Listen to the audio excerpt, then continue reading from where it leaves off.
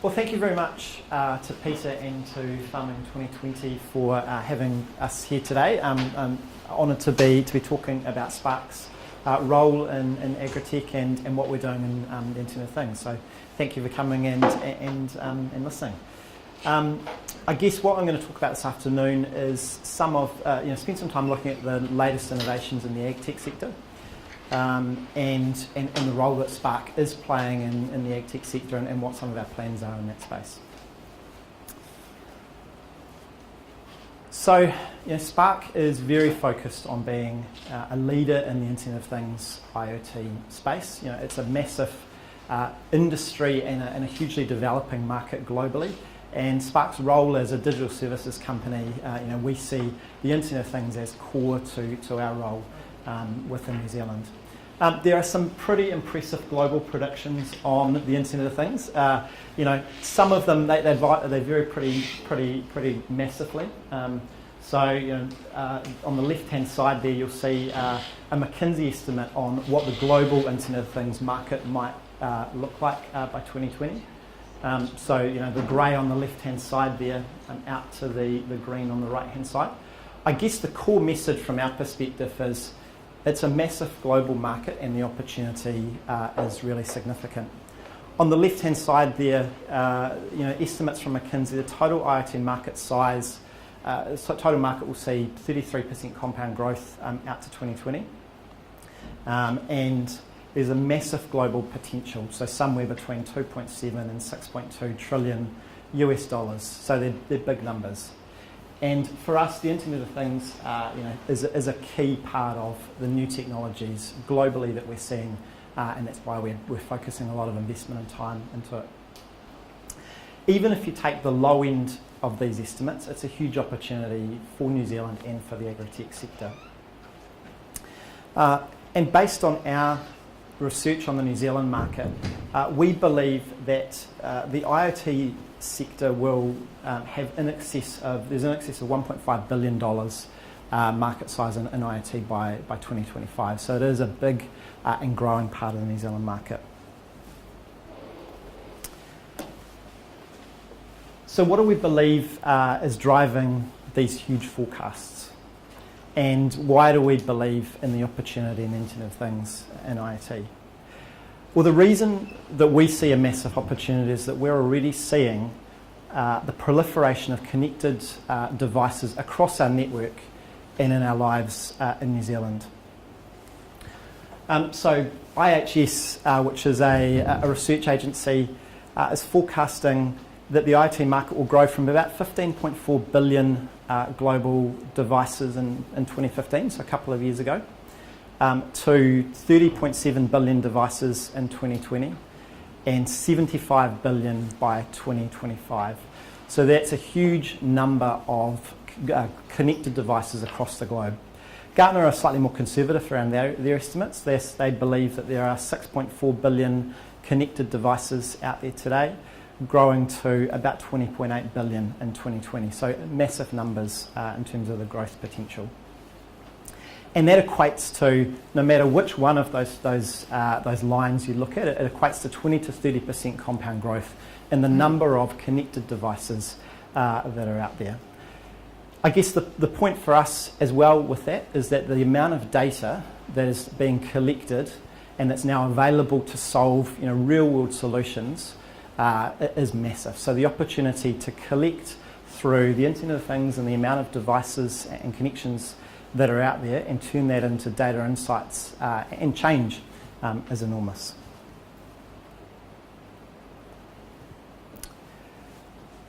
So when we think about our role in IoT, what we find is that everyone has a different definition. It's one of those, the emerging markets where it means different things to different people.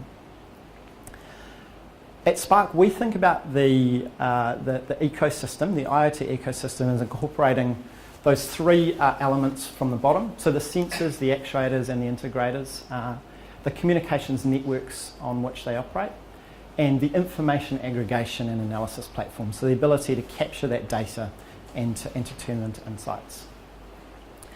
We are already a significant player in what we're calling the Internet of Things market in New Zealand. We have for a number of years had a number of connected devices in the utilities market, so power meters is an example of that. And we see opportunity across a range of segments.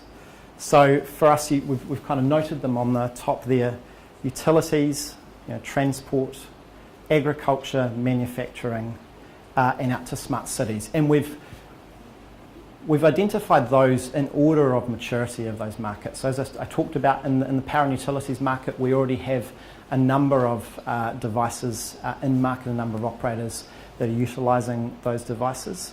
In transport, we're starting to see with connected car, development of a more mature transport market, and we see AgTech as the next sector where there'll be maturity in the use of IoT and connected devices as a core part of working. So what we're doing within Spark is working to bring all of our activities together so that we have a single go-to-market approach to the Internet of Things, whether that's in the utilities market, the activity that we have and the relationships we have in connected cars, but most importantly, our future role in serving the AgTech market and this industry.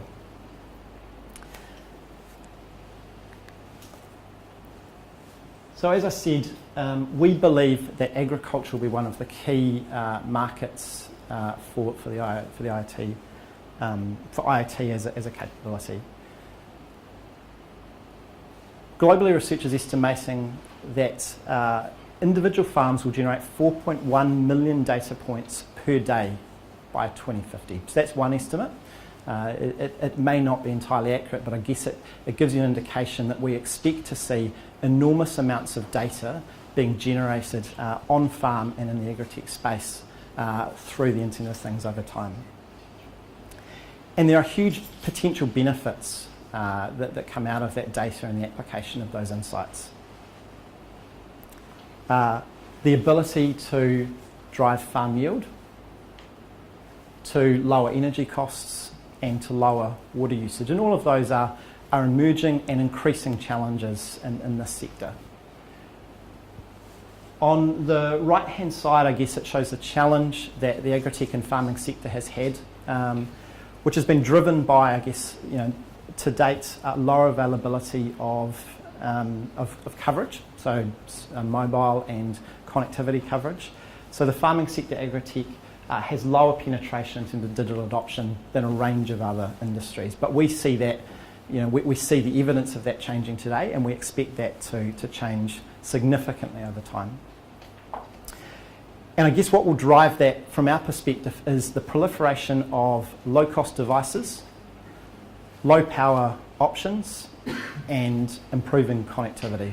And we believe that will drive a step change in productivity on farm and within the industry.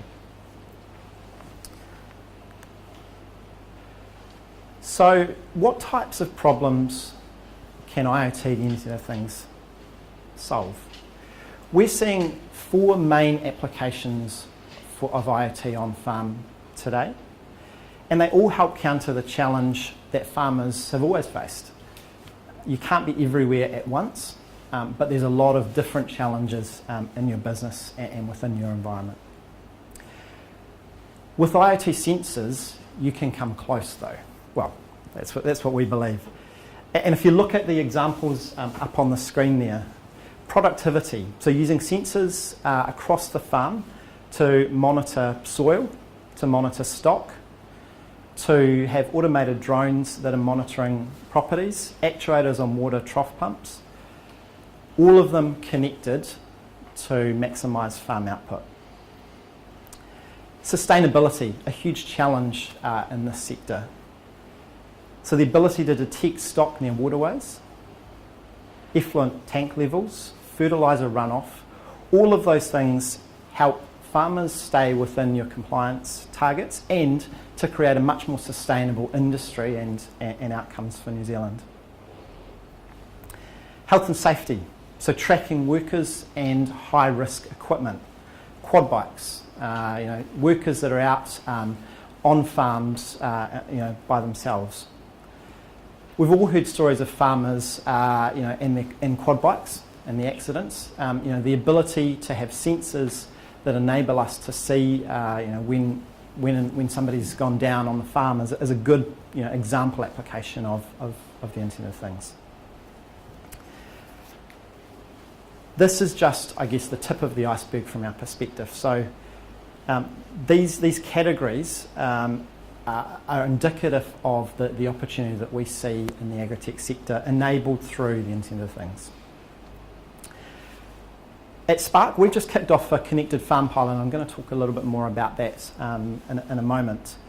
Along with our partners, we're testing and validating solutions to some of these use cases. So we are looking at ways that we can test and prove out the application of the sensors and the capabilities that we're bringing to market, and using them to solve some of these use cases for farmers.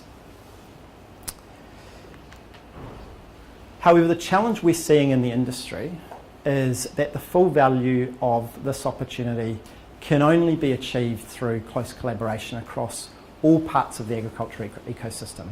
There's not one individual organisation or group that can solve the challenge by themselves. So that's from primary producers to agri-service providers to primary and secondary processors. There's a huge range of groups, companies, organisations that are involved in bringing this together on farm. At Spark, we see ourselves as a key enabler of that ecosystem.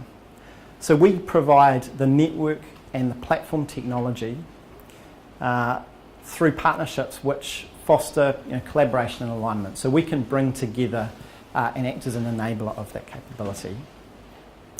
We see that being strengthened by a greater level of vertical and horizontal integration on farm, and working with a whole range of agribusiness service providers. We believe that our ICT capabilities, our telco and our digital services capabilities will provide some of the glue that brings that together on farm, and we're demonstrating that as part of the trials that we're working on.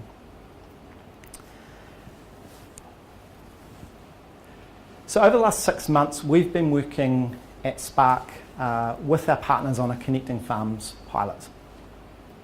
So partners being NIWA, Balance and Farmlands. We've started deployments, and we will have 60 connected farms completed as part of the trial, so part of the first phase. So that trial is running just down the road actually in the Richmond Downs in Waikato. And we plan to include some farms in Reparoa and in North Otago in the future. And the pilot's actually running until January 2018. So I guess that's a tangible part of what we are working with our partners to deliver on farm. So the pilot is comprised of 2 complementary connectivities. So the first is broadband connectivity. So if you look at kind of this is an example farm. What we have is 4G broadband, so mobile signal coming into the farm, and what we're providing is an on-farm smart Wi-Fi solution. So you can sit and we've got it in the dairy shed there, with access points that are available across the farm. So we've used extended technology to extend the connectivity across the farm. We found from talking to farmers it's often challenging to have access to high quality broadband on farm, and so what we wanted to do was to remove the constraint and understand how broadband connectivity on farm can enable that greater productivity. So what it's done is allowed us to extend the range of Wi-Fi on farm and create greater control for the farmer over the network.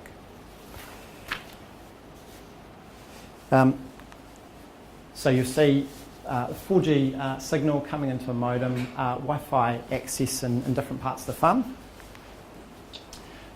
supported by low power technology. So we've also lit up a low power trial network on the Connected Farms pilot, which connects to a series of sensors. So I guess when we think about the Internet of Things, that's where it comes together. So the connectivity on farm enabled through our network, and a low power network solution that allows the application of those sensor technologies on the farm. So trying to bring together connectivity solutions in a way that we're able to solve some of those challenges across the farm. And I guess we've got a demo of a lot of this capability that's in the tent. So go and talk to. We've got a team here from Spark. Go and chat to them about both what we've got in place and our plans around Connected Farm, because there's some pretty cool and exciting stuff that we're driving in that trial. So from a timing perspective, as I said, we already have a range of services in the smart meter, the utility space. We are working with global partners on connected cars. Clearly that's something that is a fast emerging part of the connectivity equation. I guess for us, we see smart agriculture as the next most mature opportunity in the IoT space.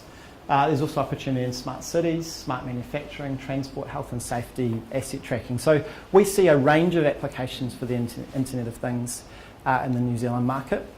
We believe, though, that in the agri-tech space, and we're seeing that demonstrated in the Connected Farms pilot, that there is a huge opportunity, which is being enabled today through connectivity. And I guess when we think about that, we have a 3G and a 4G mobile network, so we had nationwide 3G and 4G mobile connectivity. We have committed to putting in place. So we're committing to rolling out a low power network, and we have narrowband and Cat1 4G coverage that will be in market. We expect to be in market during 2018. So I guess that gives you a sense of our plans, our commitment to the sector, but also our plans from an Internet of Things perspective. I wanted to thank you for the opportunity to talk today, and to open the floor to any questions that you have. And I've got a range of the Spark team here with me who have been involved in the work that we're doing. So I might throw some questions to them, or go and have a chat to them in the tent next door. Any questions? If you took 5 years from now, you talk about the low power network. Where do you see it being about Spark in 5 years' time? About coverage and errors, etc. We're still working through, exactly what it looks like. So I wouldn't be wanting to commit to a view on that today. But I guess we see it as a key part of what we're looking to deliver from a connectivity perspective, and so we're working through exactly what it looks like and how we're going to bring it to market at the moment. So we expect to be able to provide those plans. I wouldn't want to talk to those. I'm not able to talk to those in specifics today. So the other part of it was that being on normal broadband is extremely very cost effective. But 4G seems quite expensive. For a farm using 4G, is it still quite an expensive option? So certainly, there's a difference in cost between mobile data and broadband. Yeah. So I think that's what that difference is what you're talking about. Look, we're absolutely committed to providing. We are a digital services company. Yeah. We are focused on enabling. Data is, I guess, the core of communications going forward. And if I look across our business, that's a key focus for Spark. We have delivered through the Rural Broadband Initiative a product to market which is a mobile-enabled broadband product. There is a process underway that Spark is working together with 2 Degrees and Vodafone to extend the scope of the Rural Broadband Initiative. So we have a bid in to extend, I guess, the scope of how many New Zealanders have access to rural broadband via the mobile network. So we certainly see the importance of broadband connectivity. We understand its criticality to farmers and to all New Zealanders, and so we are working on ways to extend the scope of that and to make this cost effective as possible. Any other questions?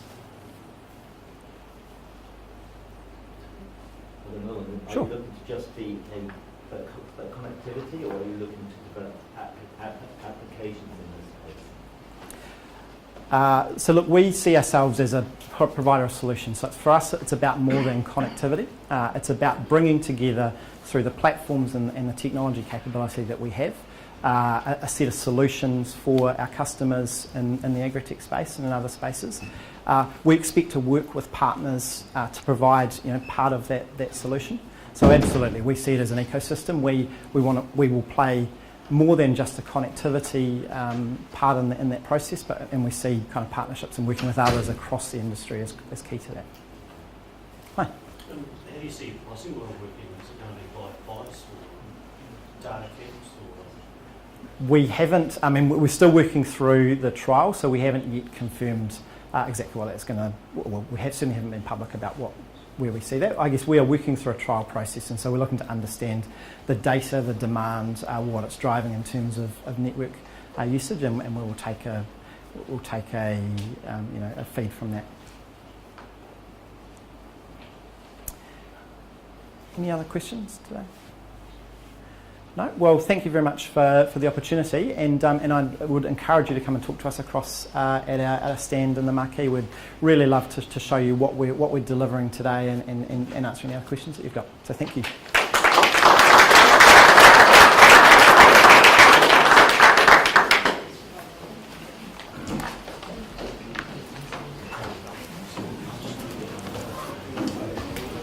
Thank you.